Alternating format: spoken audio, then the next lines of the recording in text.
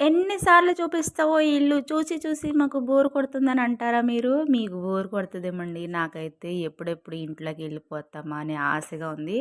అసలు మొదలుపెట్టడమే మేము లేట్‌గా మొదలుపెట్టాము. ఆ మొదలుపెట్టడమే ముహూర్తం బాలేనట్టుంది. అస్సల టైం బాలేదండి.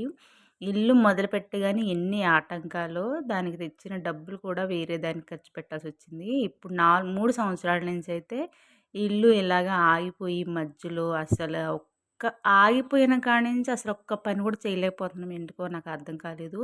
గట్టిగా అయితే నేను నిర్ణయం తీసేసుకున్నాను. ఇంక ఈసారైతే అసలు ఆపేదే లేదని. ఎలాగైనా సరే ఇల్లు పూర్తి చేసేయాలని. అందుకే ఇవాళ నేను, నా కొడుకైతే వచ్చేసామనమాట. గడ్డయితే మొన్నొచ్చిన వర్షాలకి బీభత్సంగా పెరిగిపోయింది. అసలు చుట్టుపక్కల చూసారా ఎలాగుందో? చాలా బీభత్సంగా పెరిగిపోయింది. ఇంకేవో ఒకటి చేరిపోతాయేమో అని వచ్చేసాము నేను, నా కొడుకు శుభ్రం చేయటానికి. ఇక నుంచయితే ఇంటి వీడియోస్ పెట్టాలనుకుంటున్నాను.